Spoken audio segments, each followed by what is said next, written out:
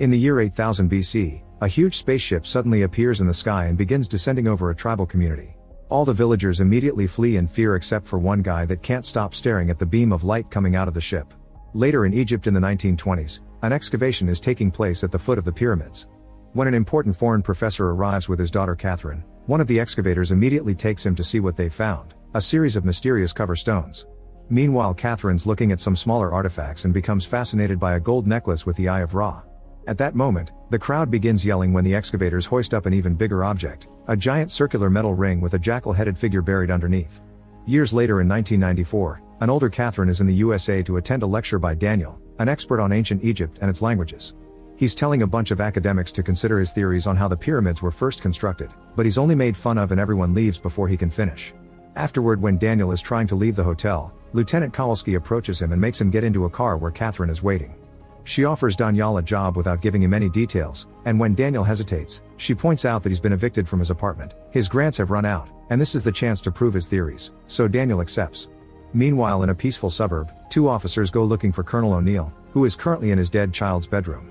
It turns out his kid died while playing with his dad's gun, and O'Neill never moved on.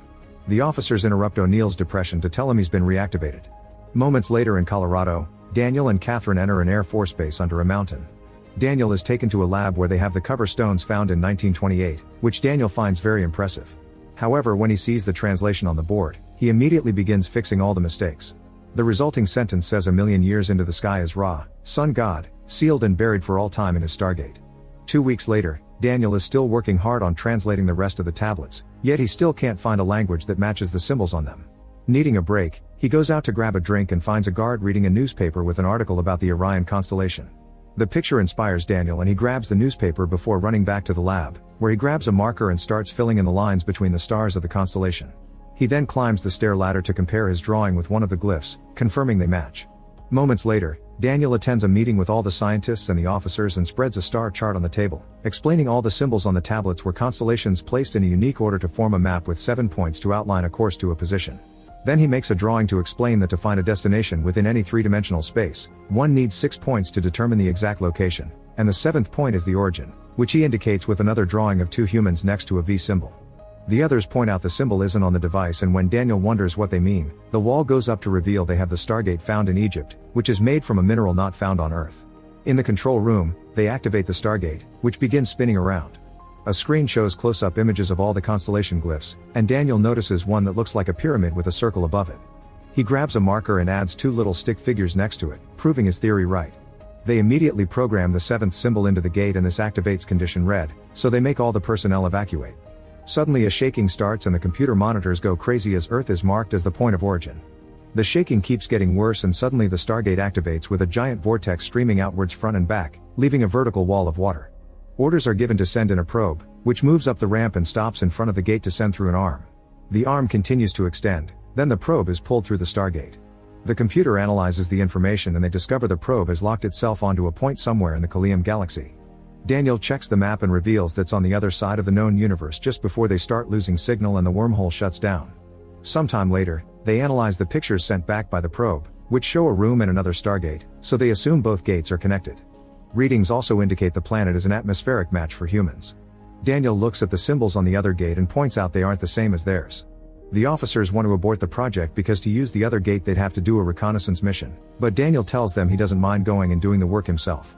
The team begins preparing for the mission, and O'Neill goes to look at the fossil of the jackal-headed man while a superior gives him a secret goal. Meanwhile, Catherine approaches Daniel to gift him her Ra necklace as a token of good luck. Once everyone is ready, the team enters the gate room, where the wormhole is already active. First they send the equipment rover, which easily goes through the vortex. Then the men cross the gate too, amazed by all the lights that surround them as they are teleported across the universe. Suddenly the team finds themselves in a very dark room with the other gate. With the help of a few flares, they inspect the room and make their way out through a corridor, where they discover the building is a replica of the Great Pyramid of Giza and they're in the middle of a desert. Daniel is supposed to realign the Stargate, but he reveals he can't do that yet because he needs an order of alignment. He had assumed this gate would also have tablets, but they aren't there, so they need to find those symbols first. The soldiers get angry with Daniel for getting them stuck here and Kowalski shoves Daniel to the ground, but O'Neill stops him before things escalate. While the team sets up camp, O'Neill goes back into the pyramid and opens a hidden panel on the rover, where he sets a cylindrical device and begins arming it to make a bomb. Once it's done, he adds a timer, pausing when he sees someone approaching. He closes the panel as Kowalski announces the camp is ready. Back in the camp, the other soldiers bother Daniel and throw his suitcase out on the dunes for getting them stuck here. Daniel starts the tedious task of picking his stuff up, only pausing to get a snack. While he looks around, he notices some large animal paw prints in the sand and starts to follow them, which takes him to a large creature munching on desert vegetation. The animal has a harness, but there aren't any people around. Daniel approaches the animal and gently pets it, offering his candy. At that moment O'Neill and the others arrive and tell him to stay away from potential danger, but Daniel tells them the harness indicates it's domesticated. However, the arrival of the soldiers spooks the creature and causes it to start running away, getting its harness entangled with Daniel's feet. As the beast runs, a screaming Daniel is dragged through the hot sand for many miles until he eventually passes out. Moments later, Daniel is woken up when the beast licks his face and the soldiers finally catch up to him, freeing him from the harness. Suddenly they hear some noises and the team walks to the top of the dune to discover some tall rock pillars and lots of people mining them. A boy named Skara notices the soldiers and yells a warning, making all the other people freeze as the team decides to approach them. When the people see Daniel's necklace, they all bow to him. O'Neill approaches Skara to shake his hand as a sign of peace, but Skara yells and runs away. One of the soldiers scans the mineral that is being mined and discovers it's the same mineral used for the gate. At that moment, Skara comes back bringing the leader Kasuf with him. Kasuf says a few words and bows, but although Daniel recognizes some of the sounds, he can't understand him. Then Kasuf's daughter Shorai and other women offer the team some bowls with a drink. In return, Daniel gives Kasuf some candy, which he hesitantly bites and finds delicious. Thanks to this exchange, the team is invited to stay with them. O'Neill accepts but also makes sure to tell the soldiers that stayed in the camp to secure the area. Moments later, the team is walking through the desert with the caravan until they reach an expansive stone city. When Daniel sneezes because of his allergies and blows his nose, the others find it amusing, and Skara even takes his handkerchief as a joke. Once they're inside the city, all the people bow again as they reveal a large disk of the Eye of Ra. Daniel explains that the people think that the Egyptian sun god Ra sent the team here. Suddenly all the people begin running around and O'Neill gets a call from camp, but it can't be heard because of all the static. At the camp, the soldiers are getting surrounded by a sandstorm, so they decide to pick up their things and run inside the pyramid. In the city, people are running to the gates to close them up. Thinking they're being captured, the soldiers run after them and punch a few people before taking 2 men hostage. Skara cuts in to take O'Neill to the top of the wall, where he shows him that a sandstorm is approaching. O'Neill finally understands the citizens had only been protecting the city and tells the team they're going to be stuck here for a while. In the evening, the citizens throw a big party and the team is given some new food to try. Daniel tries a weird-looking animal and is delighted to announce it tastes like chicken. Afterward, Daniel tries to communicate by drawing some Egyptian symbols on the sand, but Kasuf immediately obliterates the writing with his foot, apparently drawing the symbols is forbidden. Then Daniel is taken to another room, where they clean him up before leaving him alone. Suddenly Shorai comes in and begins undressing, making Daniel freak out. He explains that's not necessary and tries to make her leave, but outside Kasuf is waiting for them to do the dirty. Not wanting to insult Kasuf or get Shorai in trouble, Daniel takes her back into the tent and waits around to make it seem they're busy. Daniel draws the pyramid on the sand and Shorai adds a circle to it, revealing she's seen the circle before. Daniel convinces her to take him to it. Meanwhile, the soldiers in the pyramid still can't make the radio work. Suddenly a bright light shines down on the pyramid and everything starts to shake. A huge spaceship appears above, slowly engulfing the pyramid until it's completely covered. The soldiers get nervous and with their weapons out they spread out to investigate, however something begins attacking them in the darkness. One by one the soldiers are knocked out without a single noise until there's only one man left. He falls to the ground and when he turns around he sees a guard with Anubis face.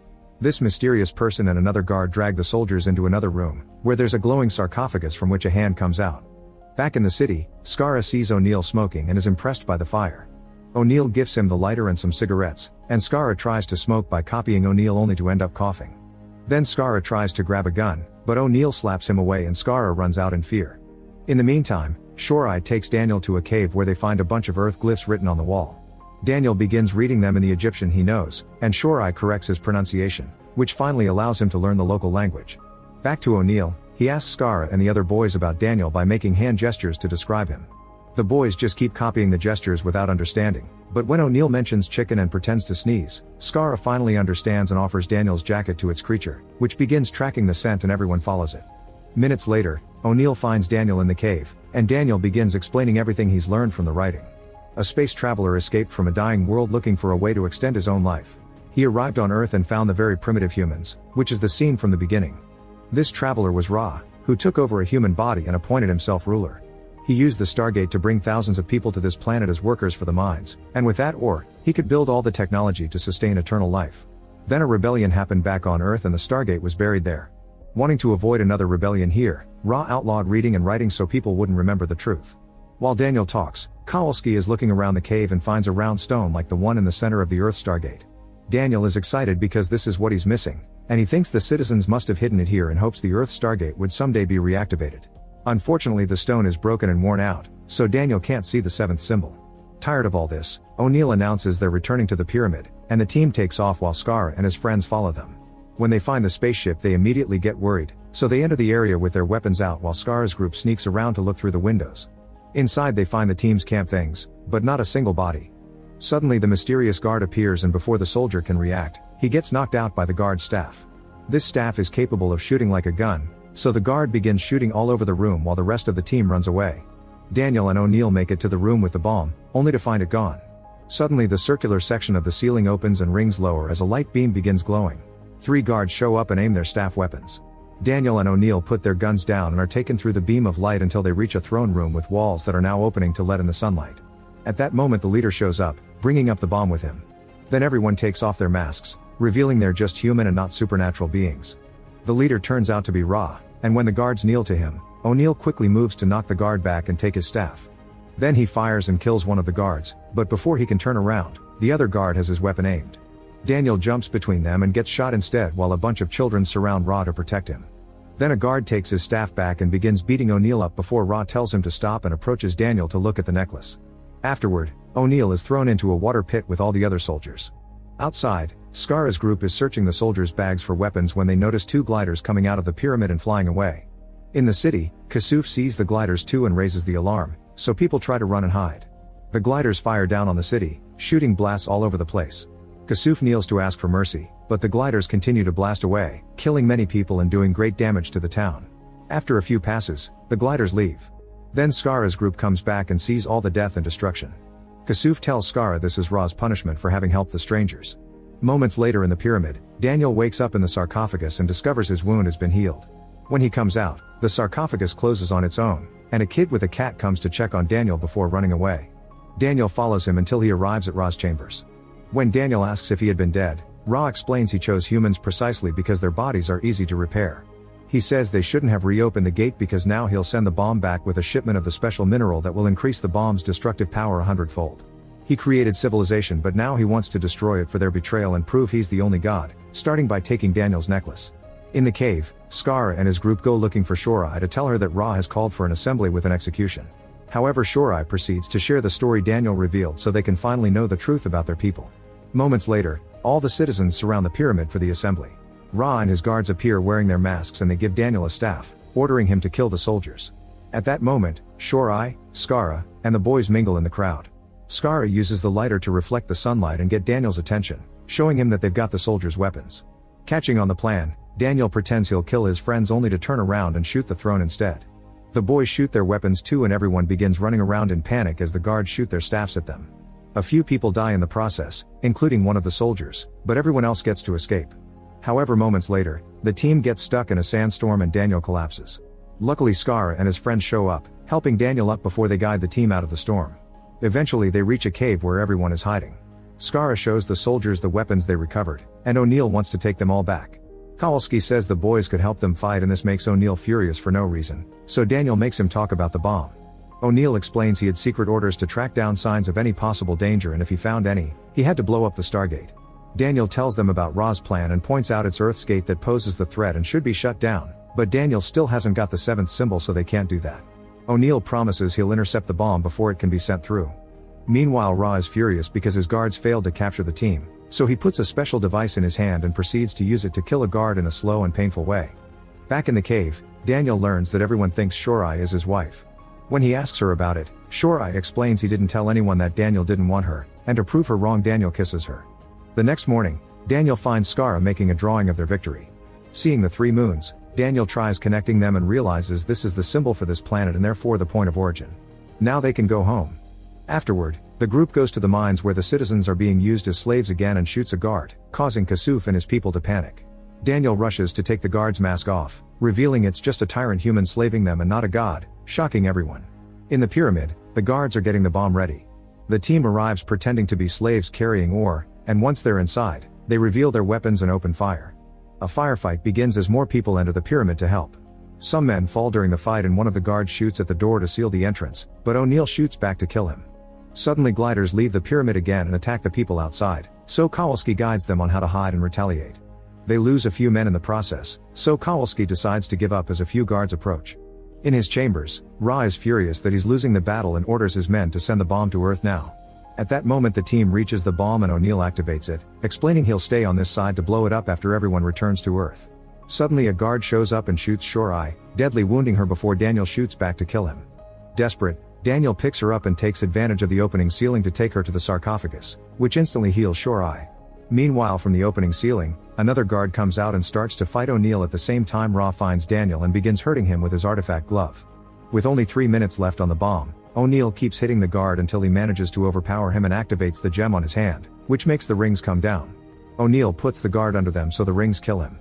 The rings also activate in the other room and distract Ra, giving Daniel the chance to take the necklace back before the rings take him and Shorai back to the bomb room. Outside, the guards are about to capture all the rebels when suddenly Kasuf arrives with all his people and surrounds the guards to kill them in seconds. Seeing this defeat, Ra activates his spaceship, which starts racing to take him away. In the pyramid, O'Neill tries to disarm the bomb but can't because Ra rigged it, but luckily he gets an idea. When the rings activate again, they send the bomb through them and it shows up in the spaceship, where it explodes and finally kills Ra. Everyone on the planet celebrates and Skara and the boys salute for O'Neill, who salutes back to thank them with respect. Moments later, Daniel activates the Stargate and gives the necklace to O'Neill so he can take it to Catherine because he's decided to stay here with Shorai. The soldiers cross the gate and through the bright lights, they finally go home. Make sure to subscribe and turn on notifications so you can watch more videos like this. Thanks for watching.